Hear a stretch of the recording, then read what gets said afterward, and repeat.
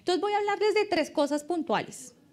Vamos a hablar de hemocultivos, vamos a hablar del binomio análisis urocultivo y vamos a hablar de cómo asociamos algunos paneles moleculares con hemocultivos. Entonces vamos a empezar con los hemos. Es que esto no pasa.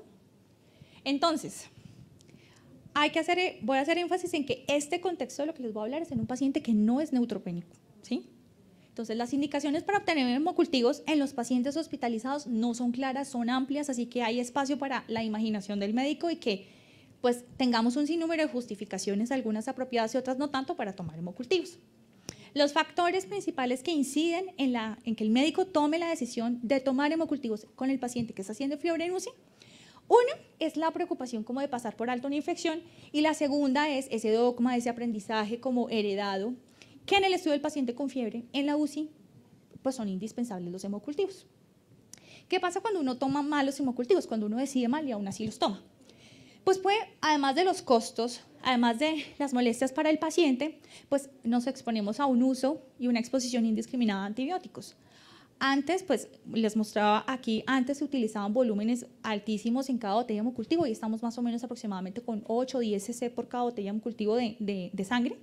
Entonces, antes habían anemias, entonces imagínense antes cuando utilizaban 40, 60 ml por cada botella de hemocultivo, prácticamente es lo que tiene una bolsa de glóbulos rojos, o sea, es de 0.8 a 1 gramo de hemoglobina por cada toma de hemocultivo. Riesgos asociados a los falsos positivos relacionados con una mala técnica y uno, luego que hago con el hemocultivo que me sale algún microorganismo que es comensal, errores en la interpretación, retiro, rotación innecesaria de los catéteres y aumento de la estancia hospitalaria. Entonces, aquí les voy a mostrar alguna serie de estudios donde nos muestran cuáles son las indicaciones, o sea, esto está parametrizado, esto está contado, los médicos cuando pedimos hemocultivos. Entonces, voy a devolverme, ¿y esto apunta? Ah, bueno, apunta. Entonces, aquí donde dice Physician Selected Indication, nos muestra los médicos, o sea, cuáles son las cosas que nosotros vemos en los pacientes que decimos, hay que tomar un hemocultivo. La mayoría, fiebre aislada, leucocitosis aislada o fiebre más leucocitosis. Esas son las razones principales y esto es repetitivo. Este es un estudio, aquí les muestro otro estudio donde las razones principales para pedir hemocultivos son fiebre y leucocitosis. O sea, con esto es que nosotros tomamos decisiones habitualmente. Aquí les muestro toma de hemocultivos de ese mismo análisis retrospectivo donde el 61.4% de los hemocultivos que tomaban eran inapropiados, o sea, la indicación de tomar hemocultivos era inapropiada. Y 79% tenía un solo set, o sea, solamente tenía 2 botellas de hemocultivo, que eso implica pues que uno tenga dificultades para la interpretación. Algunas instituciones utilizan 3 botellas, algunas instituciones utilizan 4 botellas, o sea, los 2 sets. Entonces, ¿cuál sigue siendo como la decisión repetitiva? Pues fiebre aislada con leucocitosis. La mala noticia es que si sumamos la sensibilidad de los hemocultivos por todas las causas es hasta el 10%, o sea, es mala. Entonces, ¿qué hay que hacer con el paciente que tiene fiebre, leucocitosis en la UCI a hemocultivos? Pues esto es lo que quiero como venir a contarles, que no necesariamente tenemos que usarlos. Evaluar bien la historia del paciente, mirar si yo estoy ante un foco que yo ya estoy tratando y que se está reactivando o que tiene mal control de foco, mirar si tengo un paciente que tiene un foco nuevo, algo que pudo haber adquirido en la UCI, o mirar otras causas de fiebre que no son infecciosas en UCI, transfusiones, eventos tromboembólicos, algunos medicamentos que son pirógenos, alguna cronicidad de tiempos quirúrgicos y establecer si realmente vale la pena únicamente con fiebre y leucocitosis o fiebre aislada y leucocitosis sea suficiente razón para pedir hemocultivos. Entonces, pues utilice todos los scores que conoce de acuerdo al foco que usted cuando examine el paciente esté pensando, utilice lo que conoce de factores de riesgo para microorganismos, para neumonía asociada al ventilador, para el foco que usted esté buscando. Trata de achicar un poco y de depurar esas razones y escoger bien el paciente. Entonces, pues para gram positivos tenemos Positive, tenemos el Predict, tenemos Virsta, y aún así, utilizándolos, miren que el valor predictivo positivo no es tan bueno. Pero de todas maneras hay que usarlos y hay que tratar como de identificar, o sea, como tratar de llenarnos de razones más que suficientes para pedir los cultivos.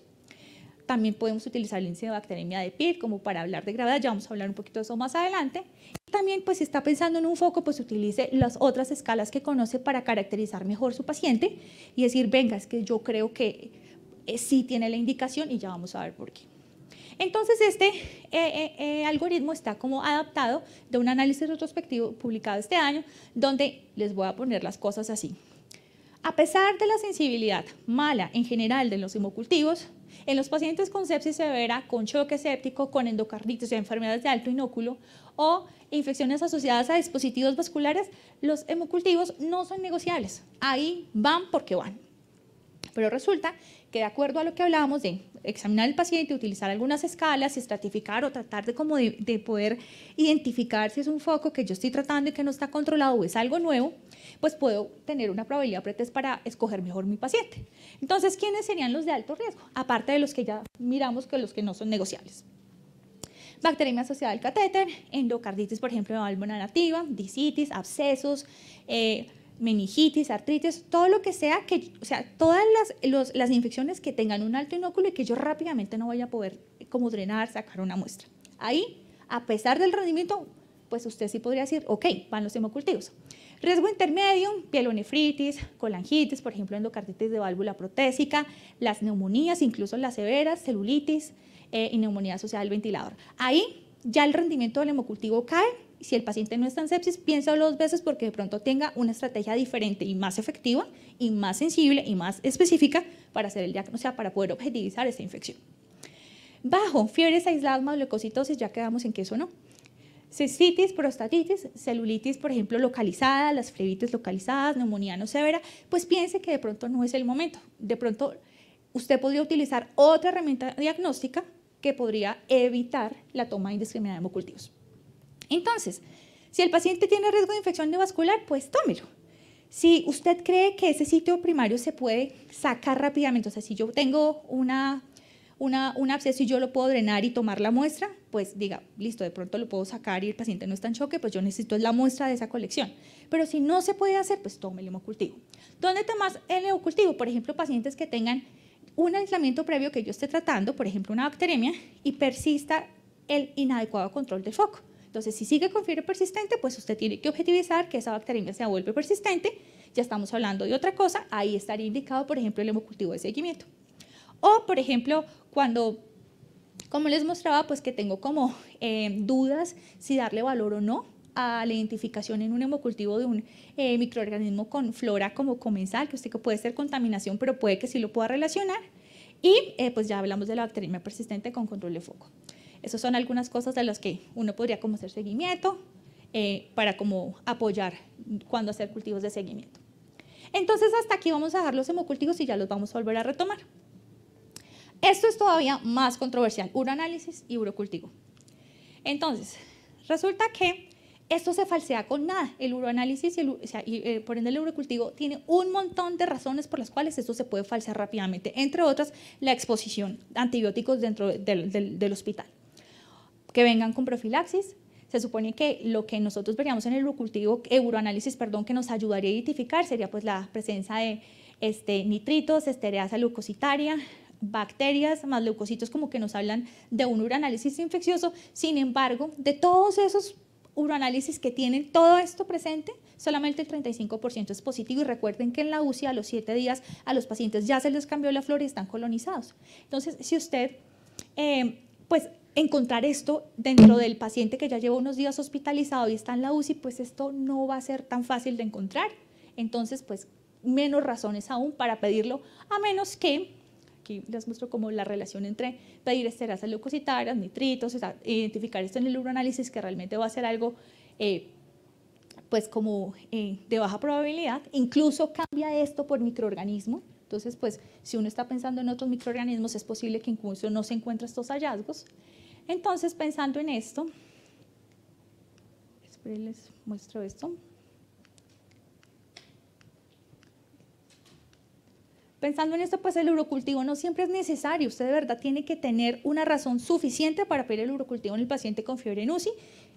Tiene que tener una sintomatología urinaria clara. Si no, no lo pida, porque la mayoría de esos urocultivos van a salir pues positivos con esta colonización que les estaba hablando.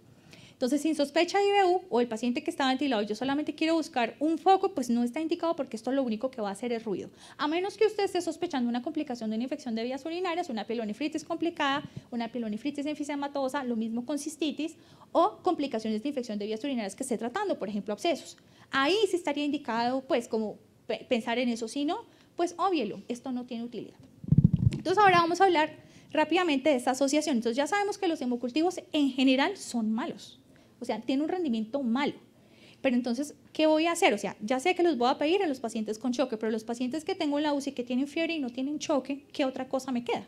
Entonces, vamos a hablar como de casos puntuales de 4 situaciones que vemos en la UCI, a ver qué nos podría servir. Entonces, vamos a hablar del panel de sepsis. Entonces, es el más fácil de usar. Entonces, tomo el hemocultivo y solamente en un hemocultivo positivo utilizamos el panel. Entonces, el panel, sensibilidad y especificidad es buenísima, 97%, especificidad 99%. ¿Qué nos ayuda a hacer con esa? ¿Qué es lo que nos ayuda? Este panel es ahorrar tiempo. ¿Tiempo en qué? En poder dirigir una terapia, incluso ampliar el espectro si uno encuentra, por ejemplo, infecciones polimicrobianas, o tener presente, sumado a los factores de riesgo del paciente, que uno pudiera tener genes de resistencia que implique que usted cambie la terapia empírica que tiene mientras sale la susceptibilidad. Entonces, está también parametrizado que lo que le ayuda a usted en decisiones es más o menos entre 24 y 30 horas de una decisión acertada, apropiada de la elección de un antibiótico. Y esto pues es vida. En este estudio nos mostraba, me devuelvo un poquito,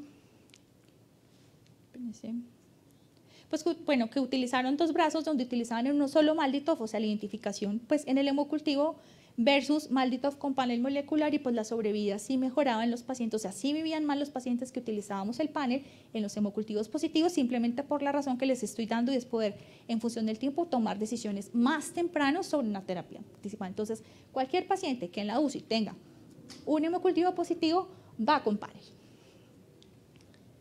Aquí pues les muestro para que vean la sensibilidad y especificidad, que por cada target del panel es distinta, aunque en general el rendimiento de la prueba es muy bueno, y pues para que vean que la sensibilidad y la especificidad de cada uno de los targets que tiene el panel de sepsis pues es muy bueno, y el valor predictivo positivo es muy bueno. Entonces sí vale la pena utilizar esta herramienta en ese escenario. Entonces no es suficiente con que digan, sí, el hemocultivo pitón, hay que pedir el panel, y con esto es un complementario al hemocultivo, y con eso pues vamos a ahorrar tiempo. Ahora vamos a hablar de neumonía. También tenemos un panel de neumonía que lo podemos hacer en lavado broncoalveolar, lo podemos hacer en un minival, en secreción orotraqueal o en esputo. Estos son los targets y tiene una identificación pues bien bajita, es de 10 a la 3 copias por mililitro. Entonces ya hablamos que los hemocultivos en neumonía no son buenos. En neumonía leve moderada no se indican, solamente en neumonía severa, y en neumonía severa tampoco es que sean tan buenos. Entonces, si yo tengo un paciente que no está en choque, que tengo fiebre, que lo tengo ventilado, que tiene cambios radiológicos, que tiene aumento del requerimiento de oxígeno, que tiene cambios en la secreción orotraqueal, ¿por qué voy a pedir hemocultivos si tengo una prueba que está en 1 hora? A menos que el paciente entre en choque, tenga que tomar hemocultivos, aún sabiendo que el rendimiento del hemocultivo, incluso en ese escenario, no es bueno. Entonces, caracterice su paciente. Por ejemplo, las guías de ITSA-ATS dicen que con más de un criterio ya sería o que tenga factores de riesgo para MRSA o pseudomonas aeruginosa, pues tome el hemocultivo. Hemocultivo rendimiento en neumonía asociada a la hospitalización o a la ventilación mecánica del 25%, y de neumonía adquirida en comunidad grave del 18 al 20%.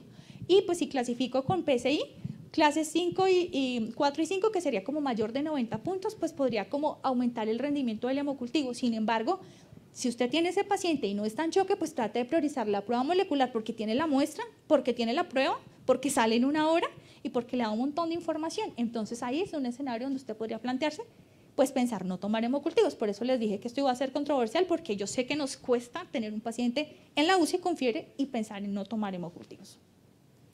Meningitis.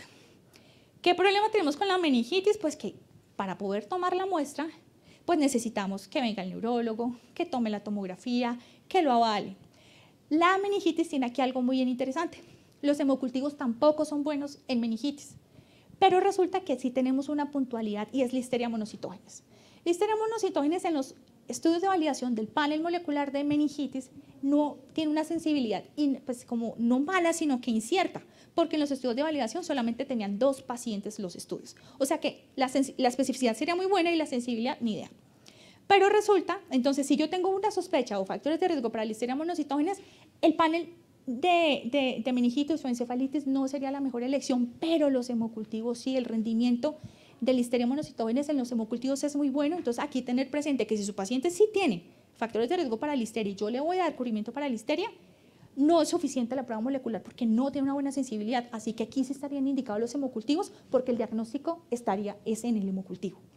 Eso también pasa con criptococo en los pacientes no neutropénicos, pues no es frecuente ver criptococo, también por las mismas limitaciones, porque los pacientes que se incluyeron dentro de los estudios de validación son poquitos, pero pues también para que lo tengan presente, en esos dos casos, en el panel de meningitis, Listeria y criptococo, es incierta la sensibilidad.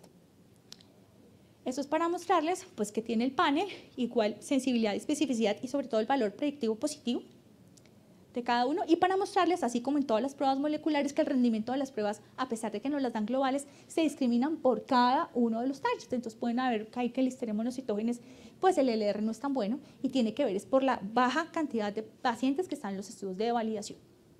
Y ahora vamos a hablar, este es el último escenario, ya con esto termino y me despido, de la infección gastrointestinal y del panel de gastrointestinal. Resulta que este tiene también un montón de controversias y por eso no les puse sensibilidad y especificidad, porque resulta que este panel, pues esto amplifica es material genético y muchos de los targets pues están presentes en la flora gastrointestinal, así que este panel, algunos estudios dicen que esto solamente sirve, es como pronóstico, sirve para saber qué tengo, de pronto diagnóstico en el caso puntual de, por ejemplo, de Clostridioides difficile, de las diarreas virales, incluso de Giardia, criptosporidiasis, pero si yo tengo un paciente con, por ejemplo, todo este panel de este bloque de coli, y no me parece suficiente que esa sea la causa que tenga mi paciente en esa condición, pues no es suficiente, o sea, el panel no sería la estrategia que yo debería utilizar para objetivizar esa infección y pensar que esa sería la única razón por la cual el paciente está en esta causa. Entonces, el panel de gastrointestinal, pues hay que usarlo en los pacientes, por ejemplo, con diarrea de alto gasto, que van a la UCI, que necesitan vasopresor, pero hay que tener mucho cuidado con la interpretación porque no necesariamente eso habla de un diagnóstico, sino habla simplemente de la presencia de un montón de enterobacteriales que viven con nosotros. Entonces hay que tener mucho cuidado con el panel gastrointestinal. Eso es para mostrarles como un estudio donde pues, utilizaron como la medición de acuerdo como al protocolo local que tenían versus el panel gastrointestinal y ver como las disociaciones y las diferencias de identificación entre una y otra. Entonces esto podría llegar a hacer mucho ruido. Entonces vuelvo y les digo, hay que pedir el panel, pero hay que saberlo interpretar y hay que mirarlo con pinzas. Entonces mensajes para llevar al turno. Lo primero, los hemocultivos no siempre son necesarios y yo sé que eso es una cosa que cuesta, ¿sí? Es decir, tengo fiebre en la UCI, no siempre son necesarios porque tienen muchas limitaciones y de pronto sí tengo pruebas disponibles que sean más efectivas, que me den la respuesta que yo estoy necesitando en menos tiempo. Leucocitosis y fiebre no es igual a hemocultivos, esto hay que cambiarlo y hay que objetivizar, mejor al paciente y llenarnos como de otras herramientas y otras justificaciones para decir, a pesar del rendimiento le voy a pedir el hemocultivo. Con el hemocultivo. Con urocultivos, pues llenarse de razones más que suficientes, o sea, de verdad tener que objetivizar muy bien que lo que yo creo es que está haciendo una infección de vías urinarias complicada o que tiene una complicación de una infección de vías urinarias, si no, no pierda su tiempo y no pierda la plata, no pida el urocultivo. El uso de pruebas moleculares dirigidas a focos específicos asociadas o no a hemocultivos, si el paciente no está en choque pues sí, no está en choque, y pues no olvidar los no negociables, que es el paciente que está en sepsis severa, que está en choque séptico, que tiene, por ejemplo, enfermedades de muy alto inóculo, endocarditis, dispositivos vasculares, pues en ese paciente sí o sí, a pesar de las limitaciones, pues sí va al hemocultivo.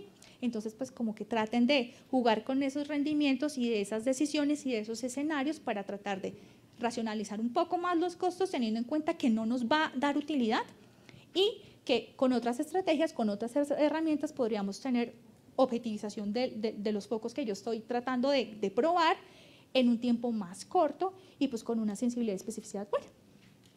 Y esto es todo lo que les tenía para contar. Esta es mi vida en la UCI. Bueno, gracias.